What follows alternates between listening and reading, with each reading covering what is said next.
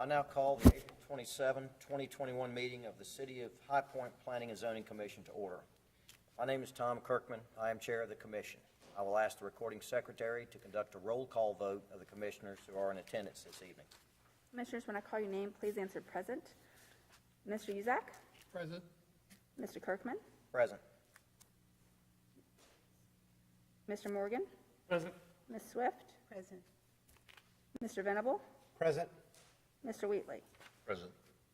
Mr. Chairman, you have 6 members present. Very well, that is a quorum. I want to acknowledge that the staff from the Planning and Development Department, Transportation Department, and City Attorney's Office are in attendance this evening to provide technical and professional assistance to the Commission. Before we begin with the public hearing portion of the meeting, we will now consider the minutes from our March 23rd, 21 meeting of the Commission. Are there any questions or corrections to the minutes as prepared? Commissioners see anything that needs to be revised or changed? If not, I will make a motion to approve the minutes as they've been presented to us. I'll second. Commissioner Wheatley has seconded the motion. I'll ask the recording secretary to take a roll call vote. Commissioners, when I call your name, please answer yes or no in response to the motion to approve the March 23rd, 2021 minutes as presented. Mr. Uzak? Yes. Mr. Kirkman? Yes. Mr. Morgan? Yes. Ms. Swift? Yes. Mr. Venable? Yes. Mr. Wheatley? Yes.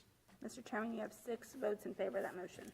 Very well. By a vote of 6-0, the minutes of March 23rd, 2021 have been approved as presented by staff. Before we begin our public hearing this evening, on behalf of the Commission, I would like to welcome everyone. This Commission is charged with reviewing and making recommendations to the City Council on a variety of development applications and on plans and policies for the city. Our review includes conducting a public hearing to obtain additional information and comments that could be important when evaluating the item. Due to the COVID-19 pandemic and the resulting state restrictions on public gatherings, this Commission is meeting remotely in accordance with North Carolina state law. This necessitates some changes to our normal meeting procedure, which I will take just a minute to explain. There are 6 commissioners present at City Hall this evening. Items on the agenda will be heard as normal, with a member of city staff presenting a summary of the application, followed by the staff's recommendation. The applicant and those assisting the applicant are present this evening due to technical difficulties with the equipment that enables remote participation. Following the staff's presentation, the applicant will be given an opportunity to present information in support of the item. Planning and Development staff published and sent notices that solicited the public to provide comments on these items by email, phone, or letter. And that period for public comment on each item tonight will extend for an additional 24 hours beyond the conclusion of tonight's hearings. For that reason, the Commission will not be voting on any hearing item on tonight's agenda. Instead, this meeting will be recessed to Thursday, April 29 at 6 p.m. This will allow the Commission to further discuss any additional information or comments submitted by the public before making an official recommendation to the City Council. And since we're on that topic, let me remind the public that comments may be submitted in one of 3 ways: by email to build@highpointnc.gov, by calling 336-883-3522 and leaving a message, or you may drop off written comments in High Point's utility drop boxes, which are located on both sides of the municipal building, otherwise known as City Hall, at 211 South Hamilton Street in either the Green Drive and Commerce Avenue parking lots. Regardless of how your comments are made, please be sure to include the case number so they can be applied to the correct case. Please remember that all comments must be received by the end of the day tomorrow, Wednesday, April 28th. First item on tonight's agenda is Phoenix Academy Foundation Incorporated Zoning Map Amendment 2105. Mr. Shannon. Mr. Chairman, Herb Shannon, Senior Planner of the City of High Point Planning Department, and your first public hearing item is Zoning Map Amendment Case 2105. This is a request by the Phoenix Academy Foundation. They're requesting rezoning to update the zoning of land for their existing school that is located along the south side of Kleinert Farms Road, approximately 2,500 feet east of Barrow Road. Let me just get my clicker ready here. This is a larger scale map of the northern part of the city. The area highlighted in red, that is the site in question for this evening. Phoenix Academy was initially granted zoning and special use permit approval in 2013 to allow a K through 12 school, a private school at this location. That initial approval was for 42 acres, included approval for 2 schools that would have a total building square footage of 149,000 square feet and up to 1,500 students. And that initial approval included land, all this land here. In 2014, this portion of the site was removed from the school and reduced to this current configuration that you see outlined in red. Abutting the school along its Clydant Road frontage are 2 parcels. That's the area that is highlighted in that green color or teal color, a 1-acre site and a 1.06 acre site. And they're requesting rezoning to update the zoning governing the school to add those 2 parcels along Pine Farms Road, that 2.06 acres, into their zoning for the property. Thus, they've submitted a conditional zoning ordinance in which they've offered the following. First, to include the legal descriptions of those 2 parcels into the conditional zoning residential single 5 district governing that site, establishing that conditional zoning R5 for those 2 sites. They will also be carrying forward all relevant conditions from the 2013 and 2014 zoning approval. They will be updating terminology in their ordinance to match the current terminology of the development ordinance. As you recall, the city adopted a new development ordinance in 2017. So we're just updating the terms used as far as uses to match the language in the current ordinance. And they are deleting some transportation conditions that are no longer applicable. With that western portion of the initial approval now removed, there were still some conditions noted about that area. So, and with the reduction of student capacity from 1,500 students to 800 students, there were several transportation conditions that are no longer relevant. Key points to note from the staff analysis: the zoning site is surrounded by a similarly zoned property. As you can see, abutting lands to the west, there's a combination of a conditional zoning R5 and R5 district. And to the south, there's a planned development residential district that was developed with a single-family subdivision that had a density of 4 units per acre. Thus, the inclusion of these 2 parcels into the site for CZ R5 is a similar zoning as established in this area. As far as minimizing or mitigating impacts to adjacent properties, impacts related to traffic have been mitigated with the installation of turn lanes at the entrance to the site. That's from this access point right here, left and right turn lanes were installed, and that was part of the initial 2013 zoning approval. And when the applicant built an existing structure, those traffic improvements were installed. Finally, the requested conditional zoning R5 district is a continuation of the existing residential development pattern that has been established in this area. Thus, the Planning and Development Department is recommending approval of the request to rezone this 28.6 acre area to a conditional zoning R5 district.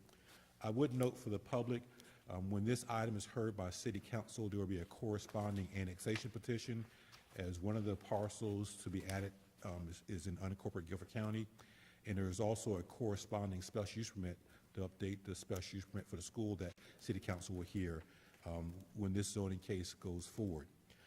The request is consistent with adopted policy guidance because the proposed conditional zoning R5 district is supported by the low-density residential designation governing this portion of the city and its planning area, and the policy of the land use plan that encourage an orderly growth pattern of the city. The request is also reasonable in the public interest because the request is a reasonable expansion of the residential zoning pattern and is similar to previous residential zoning approvals granted to this area. That is a brief summary of this request from staff. The applicant is present. If you have, I believe they will do a short presentation and can answer any questions that you may have. And as always, the commission must place in the official record a statement of consistency, and staff does offer that language in the staff report for your consideration. Are there any questions of staff at this time? Any questions for Mr. Shannon? Thank you, sir. Before we hear from the applicant, I just want to mention for the record that Commissioner McGill has joined us. So we now have 7 members on the commission presence this evening. Is the applicant here this evening?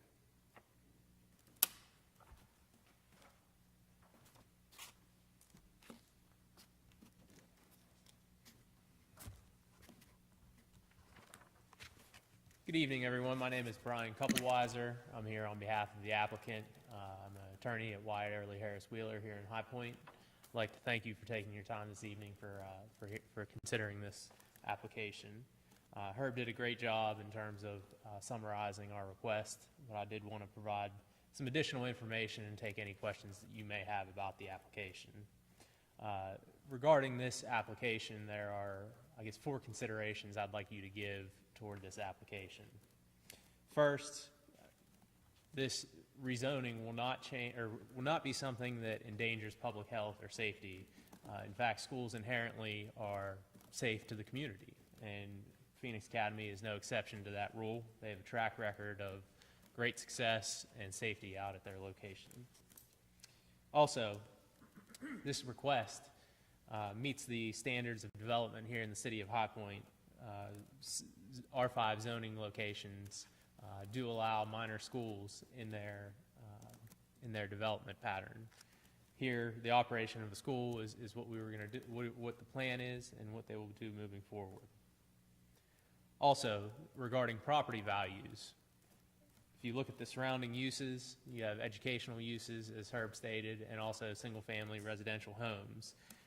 When you fold those into the existing campus, it's inherently something that adds property value or adds to the property value.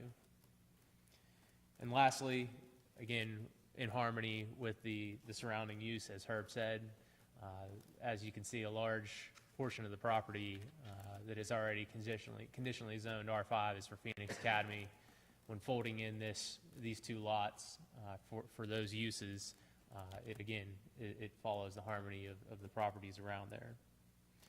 And then just a couple additional items as far as our citizens information meeting. We had a very, very positive meeting. The attendance, we had 2 attendants. They asked about whether Phoenix Academy would be building a new school on the 2 subject parcels. That is not the case. As it exists now, there was a home on the property. A tree fell on the property as a result of a hurricane, and the home will be demoed, and Phoenix Academy will use those 2 lots in connection with its purpose of operating a school. Last but not least, as Herb touched on already, currently as it exists on the 2 lots, there is a access point or entry point that will be removed, and I don't know if I can, right here, as Herb said, you can see where that's where we will set up access to these 2 lots or these 2 parcels. At this point, I'll open the floor to any questions that you guys may have about the application. Commissioners have any questions for Mr. Coupleweiser? Nothing else? Very well, sir. Thank you. Thank you, guys. If there's no more questions for the city or the applicant, the commissioners are free to discuss, deliberate. Any comments or suggestions? Very well. If there's no more discussion with the commission this evening, I will close the public hearing on this item for now. Commission members, please review any public comments received on this particular item. Watch your inbox. The city will certainly forward anything that they receive, and if it's too late, I'm sure we'll get it Thursday evening, and we'll take it under advisement then. So we will revisit this item on Thursday beginning at 6 o'clock p.m. The next item on tonight's agenda is Amada America Incorporated, zoning map amendment 21-06. Mr. Shannon.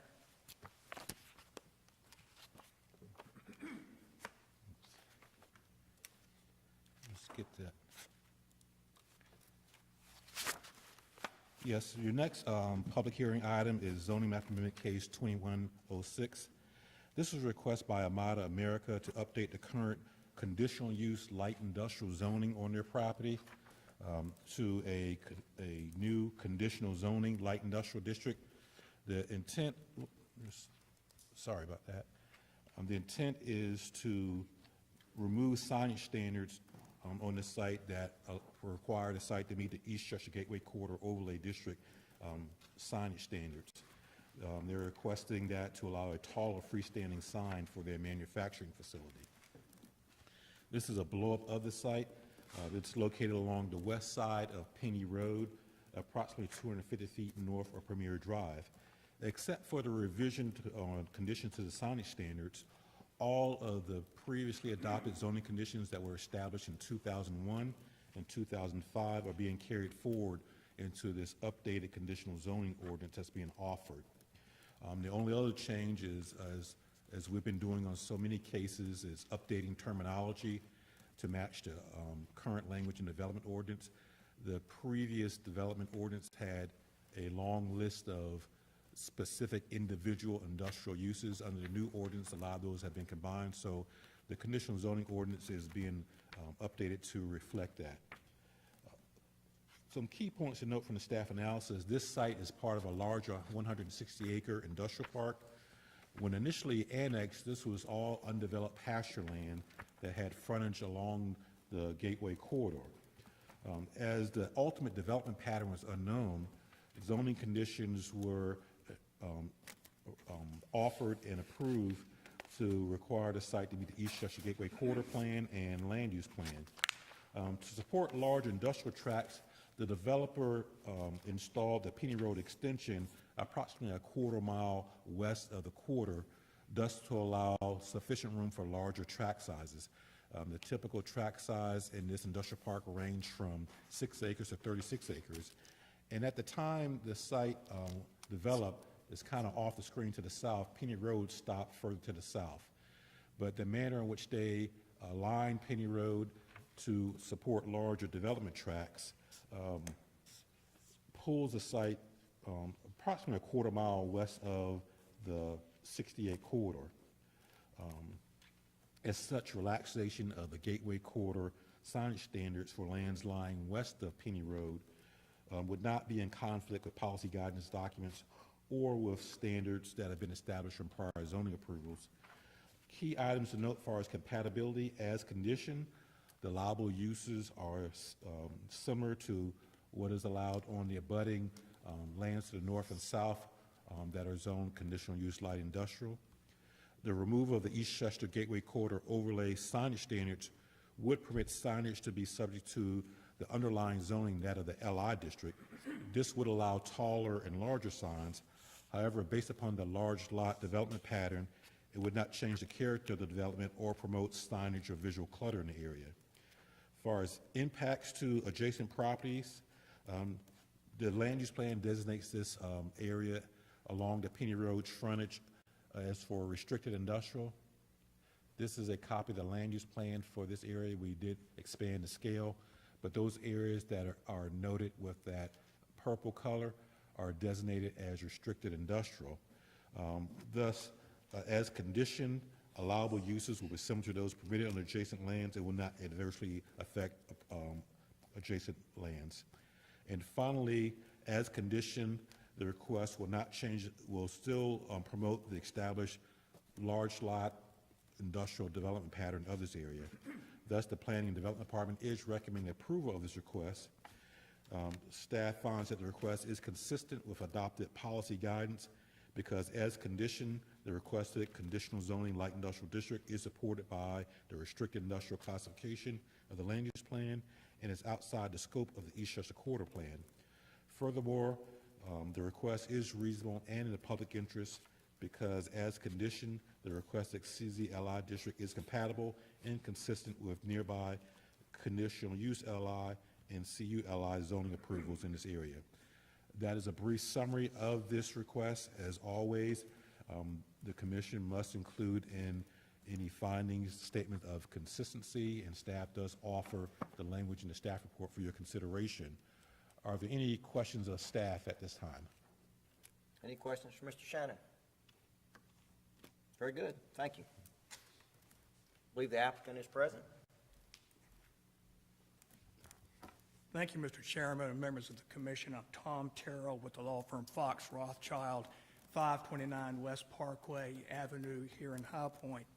I think it's interesting that this entire hearing is being done so that one company can slightly increase the size of its sign in height and a little bit in width.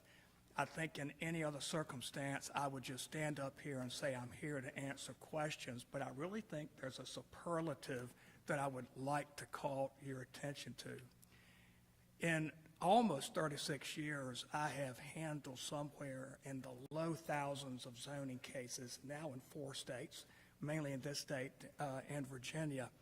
And I actually think this is the least impactful zoning case I've ever had the opportunity to handle.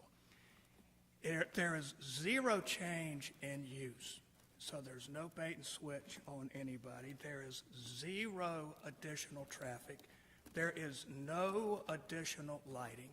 It cannot be seen by any residential neighbor, and of course, no residential neighbor can hear it. I mean, it truly must be the least impactful. And I just wanted to call that to your attention as you begin your deliberations.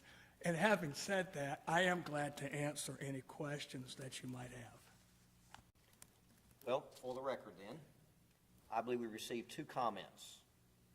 One was from a lady that did question the height of the sign, and I think you covered the fact that it cannot be seen from her property. Was that Margaret Shepling? I believe so. Yes. Okay, so She cannot see it. she has to go somewhere else in order to see the sign. That's correct. So, okay. And I believe we had a comment from a gentleman, Mr. Juzak had pointed this out to me earlier, who claimed, to me, this really wouldn't have anything to do with the rezoning, but since we're all here, he said there was a light from the property shining in his daughter's bedroom window. I don't know anything about that. That would be, it's an issue with the High Point lighting ordinance or something. But I you're will not- tell you, both Herb and Lee will tell you that there are requirements that you can only have. It's either 0 or 1/2 lighting candle that strays over into somebody else's yard. And you're not adding any additional lighting? No. regarding This the sign. sign is currently externally lit. It will continue to be externally lit. Okay. Are there any other questions for Mr. Terrell? Thank you, sir. Thank you. Well, if there are no other questions from the commissioners, I will close the public hearing on this item, and we can deliberate, discuss. If there's nothing there, then we will revisit this when we reconvene on Thursday evening. Very good. Next item on tonight's agenda, City of High Point, text amendment 21-01. Good evening. Yes. Good evening, Commissioners. Chris Andrews with the Planning and Development Department. Public hearing item number 3 is a request for a text amendment by the City of High Point in response to Chapter 160D, which is state legislation that was recently passed regarding development, planning and development regulations. And this again applies to all governments in the state. Staff, if you recall, provided a brief summary of these changes in March. And while staff provided the background of why these amendments are being made at last month's meeting, it might be helpful if there's any members of the public that are listening, and just as a general refresher to again explain why this amendment is needed. Chapter 160D is really the first recodification and reorganization of the state's land use and land development regulations since they were formed. Chapter 160D combines what were separate county and city regulations. This effort, again, was born in 2013, underwent a number of revisions, and was adopted and signed into law in 2019. But while Chapter 160D is effective, local governments have until July 1st of this year to adopt the amendments. There we go. And the City of High Point has known about this effort, knew it was being undertaken for a number of years, and the city has done a number of text amendments in past years to try to plan accordingly. The amendments up to this point have addressed conditional use zoning, quasi-judicial proceedings for historic preservation, and some permit choice revisions or provisions. Because of those changes that have made in previous years, we don't need to make those now, as some other cities or counties might be doing. What is before you for your review and recommendation tonight are the residual areas of the development ordinance that need to be revised before July of this year. Majority of those amendments are again associated with changing terms or updating specific statute references. Provided in your agenda packet tonight is the text amendment ordinance, as well as a summary document that highlights all of those changes. And again, I want to draw attention, as I did last month, to sections 3 and 4. Those are items that further clarify conflict of interest standards for both governing and advisory bodies, as well as introduce those standards for staff. Section 3 includes the amendments for conflict of interest standards for City Council, you as the Planning and Zoning Commission, the Board of Adjustment and Historic Preservation Commission. There's not much that's changing, except there's some additional language that describes a potential conflict of interest that results from close familial, business, or other associated relationships. And our ordinance will now explicitly state that, and state statutes help further explain what those relationships actually look like. And I will note that this amendment is going to necessitate some changes in rules of procedure for not only Planning and Zoning Commission, but other boards and commissions as well, and staff will present those to you next month. Section 4 is not for boards or commissions, but instead is for city staff, and it includes required conflict of interest standards for staff. Those are being inserted into the rules and procedure sections of each of the staff review authorities within the development ordinance. Again, those are the most substantial amendments. So with that, staff recommends approval of these amendments to the city's development ordinance. In considering the consistency of this request with adopted plans, the proposed amendments are generally technical and legal in nature, and they are neither consistent nor inconsistent with the city's adopted policy guidance. And when considering the reasonableness of this request, the amendments are required to implement changes in the state's planning legislation. Again, staff recommends approval of this item. I am happy to answer any questions that the commission might have. Any questions for Mr. Andrews? Very well, thank you. Do the commissioners have any comments or deliberation they'd like to take part in at this point in time? Very well. If that's the case and there's no more comments or questions, we will simply await for any possible public comments to come in between now and Thursday evening, when we'll revisit this item at 6 o'clock p.m. The new business for tonight is High Point University determination of merit for a street name change.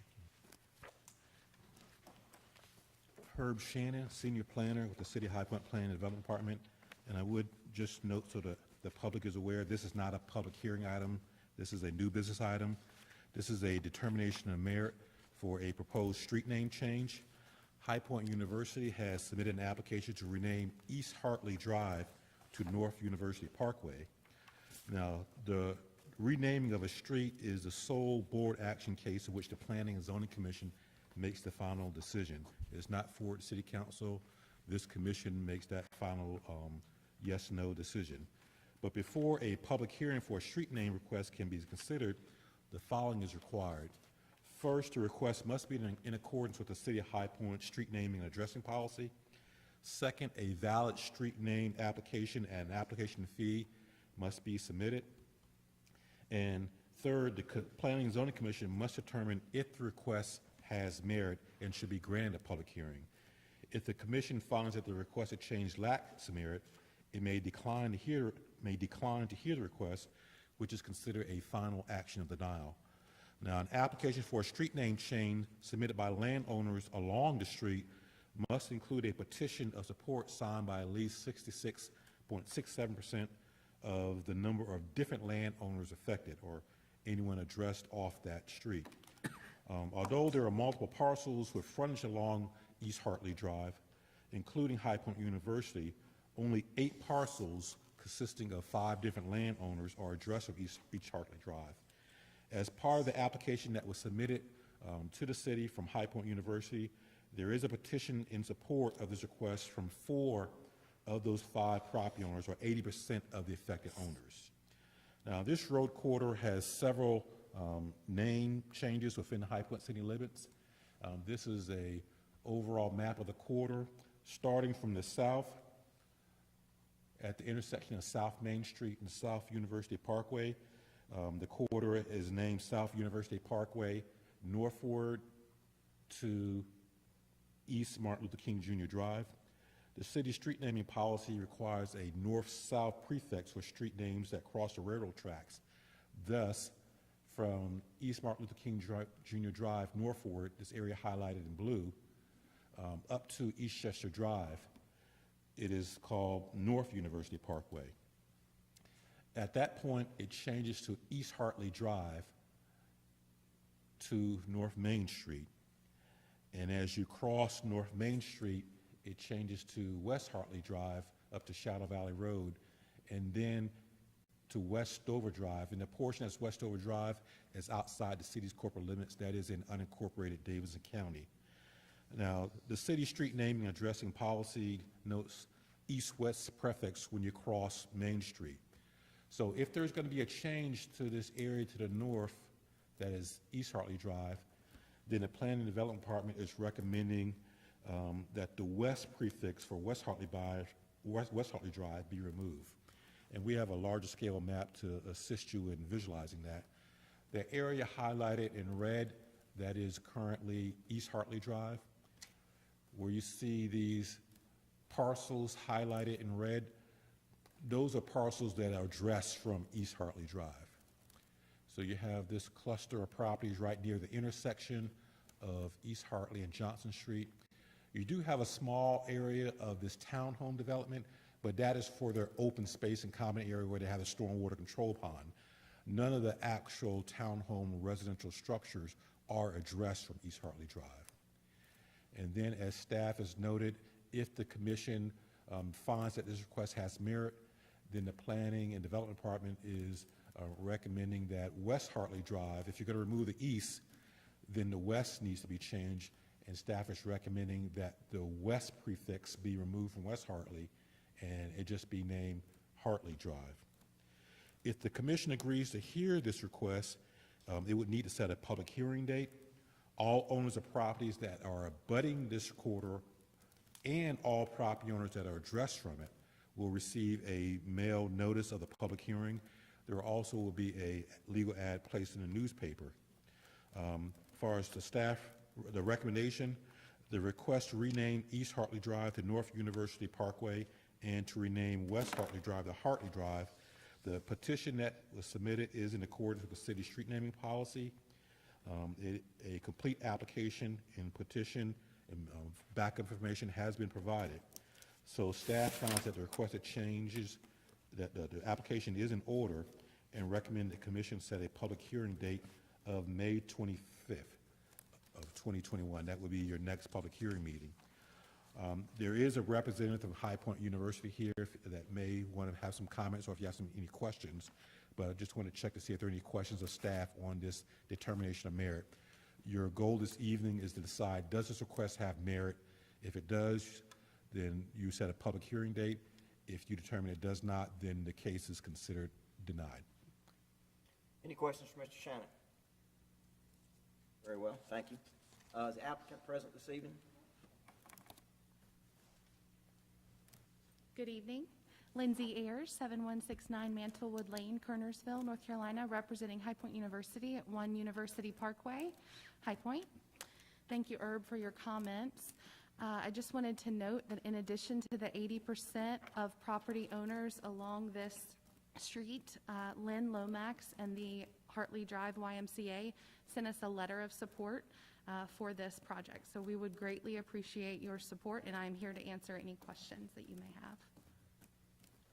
Any questions for the applicant? Thank you very much. Thank you.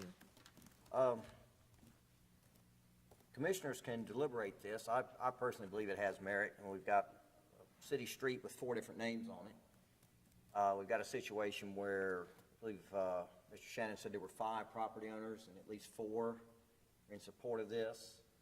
We haven't heard from the other one. Until we do, I'm going to assume they don't object, and they will have time to object if we do find that there's merit and we hold a public hearing. That's just my thoughts on it. Anybody else? If not, is this something we can move on tonight and vote for? In that case, I will make a motion that this street name request by High Point University has merit, and that we agree to hold a public hearing on this item on May 25th. Do we have a second? Second. Commissioner Morgan has seconded the motion. I'll ask the recording secretary to take a roll call vote. Commissioners, when I call your name, please respond yes or no in response to the motion by Mr. Kirkman, that the proposed street name change has merit, and to schedule the public hearing for May 25th, 2021. Mr. Uzak. Yes. Mr. Kirkman. Yes. Ms. McGill. Yes. Mr. Morgan. Yes. Ms. Swift. Yes. Mr. Venable. Yes. Mr. Wheatley. Yes. Mr. Chairman, you have 7 votes in favor of that motion. Very well. By a vote of 7-0, this commission has determined that there is merit for the street name change as requested by High Point University, and there will be a public hearing on this item held in these chambers on May 25th. We'll now move on to the director's report. Good evening. Just a couple things to note first, and then I got a few things that sit at the dais for you. The next, second sort of set of comprehensive amendments coming from Group 4 will be before you at next month's meeting. Also, we are working on a assessment of the airport's Part 150 noise update. This is an airport noise update that the prior Part 150 is upon which part of the city's airport overlay district is based upon, and we're reviewing the information and the metrics that were provided to us by the airport, and will likely be, we'll be preparing a report, and we'll be presenting that report at a subsequent meeting in the near future.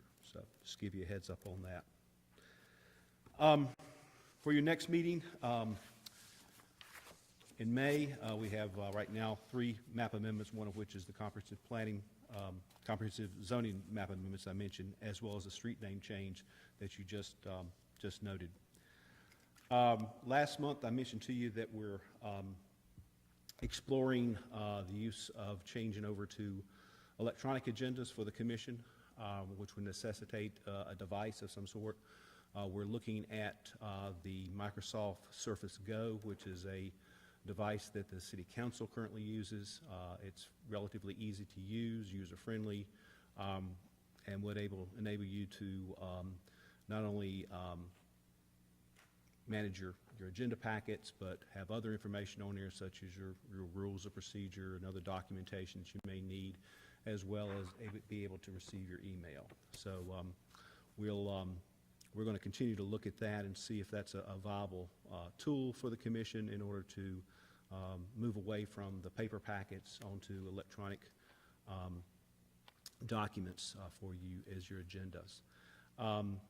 The one thing I would ask is if anybody has any issues with not having Wi-Fi or not having access to Wi-Fi, either let Gina or myself know, because that will be something that will be needed, is access to Wi-Fi in order to be able to download the information just like you would anything else.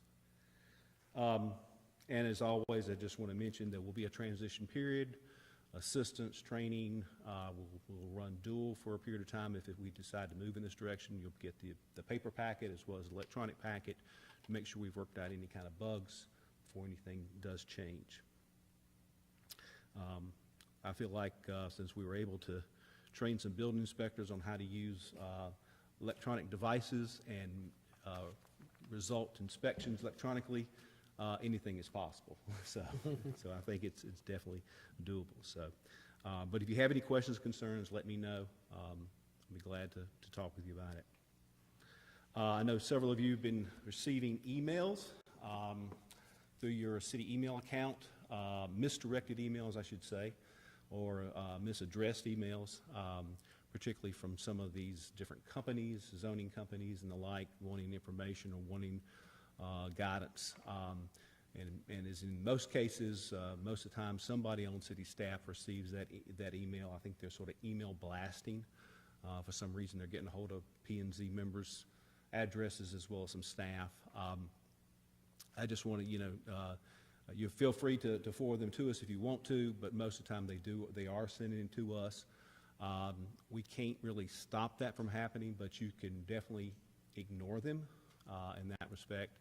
Anything that comes from the city or anything that's related to an agenda only, on a council, on your P&Z packet agenda, definitely pay attention to. But things that come from out of the blue, that are not related to any of your businesses, planning and zoning commission members, but maybe related to some other city business. Most of these companies have the capability of finding the right person. They're just too daggum lazy, if you ask me. And they're just sending it out to whoever will respond. So I don't have a lot of patience for that. So, next two things I just wanted to just call your attention to were two bills, and I think you have copies at the dais of those. One of them, the first one is the one that the City Council submitted, requested, and that's going through the General Assembly to delegate rezoning powers. It's a copy. It shows you exactly how it's worded currently. It has already been through the House and been approved at the House, and is now over in the Senate side. So we'll keep you posted as if that progresses forward into adoption. And like I said before, once it is adopted, then it'll be in the City Council's court to decide what they want to do and how they want to do it. And then any kind of change would be a text amendment to the development ordinance, so, as well as possibly some other changes as well. So just make you aware of that.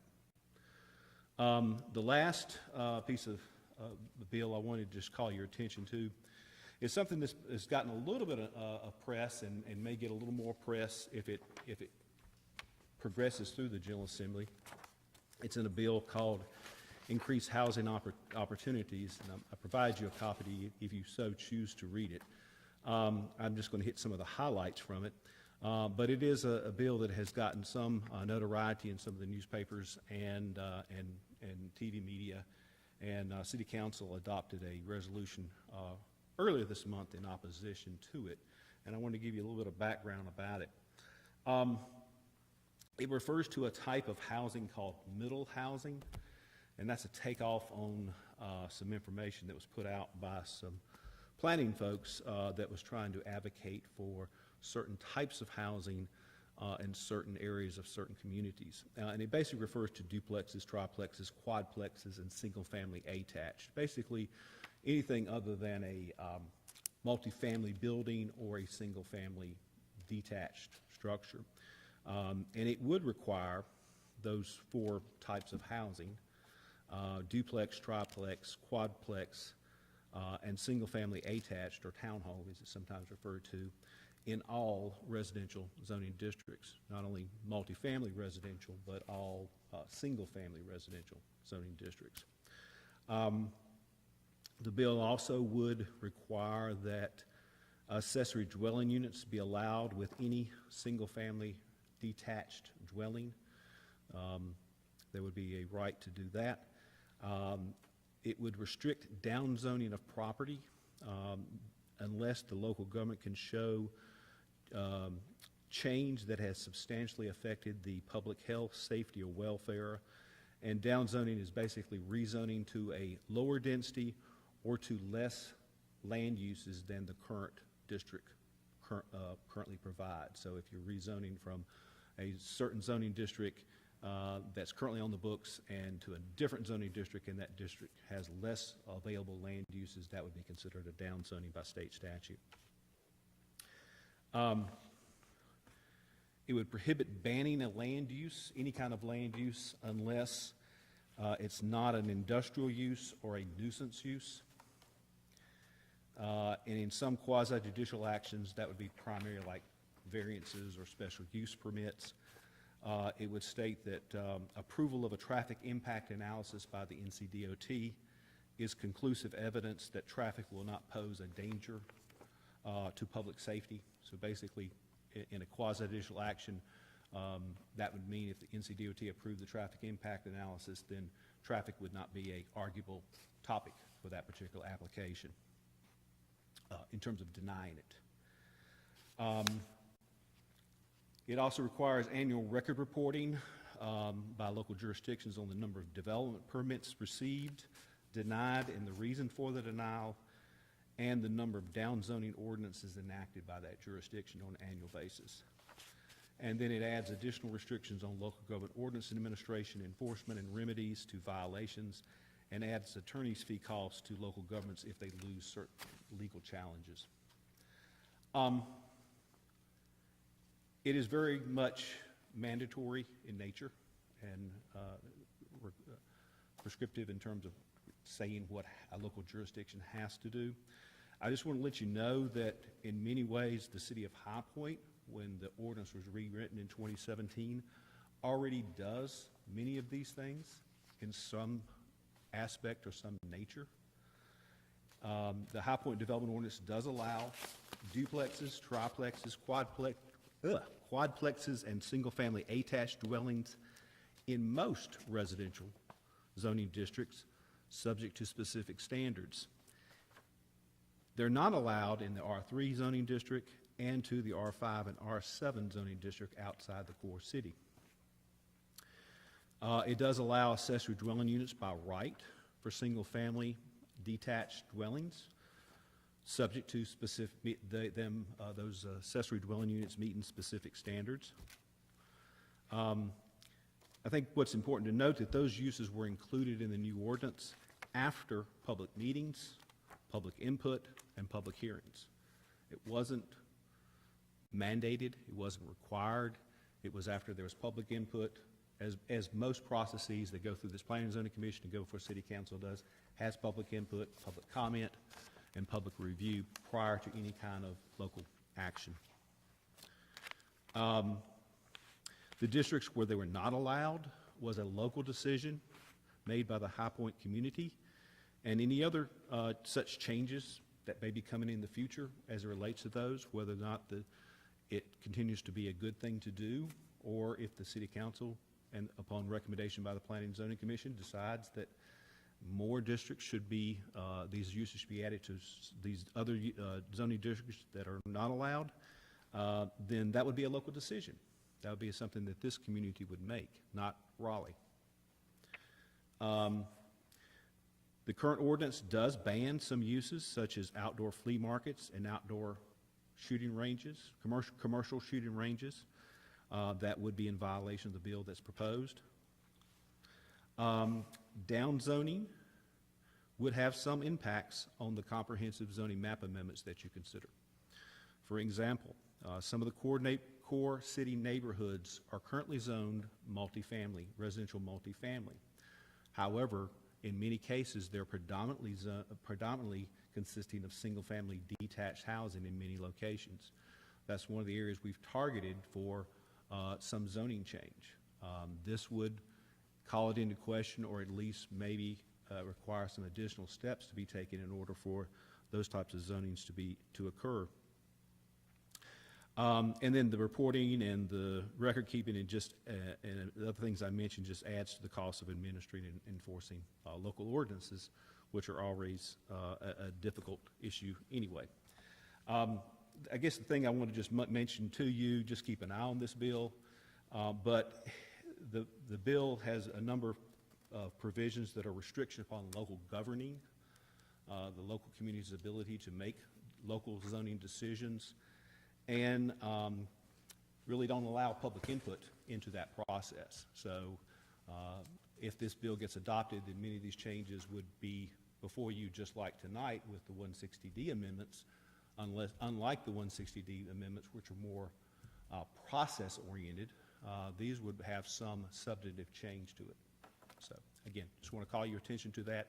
Keep an eye on that, and you may hear more about it as the summer goes along. That's all I had. Okay. Anything else from the commissioners? If not, I will move that we recess until Thursday evening at 6 o'clock in these chambers, where we will move and vote on tonight's agenda items. I'll second. Go ahead. Who got the second? I'll get a second. Commissioner Wheatley has seconded the motion. I'll ask the recording secretary to take the roll call vote. Commissioners, when I call your name, please answer yes or no in response to Mr. Kirkland's motion to recess the meeting until Thursday, April 29th at 6 p.m. Mr. Uzak. Yes. Mr. Kirkman. Yes. Ms. McGill. Yes. Mr. Morgan. Yes. Ms. Swift. Yes. Mr. Venable. Yes. Mr. Wheatley. Yes. Mr. Chairman, you have 7 votes in favor of that motion. Very well, by a vote to 7, we are in recess until Thursday evening, April 29th at 6 p.m.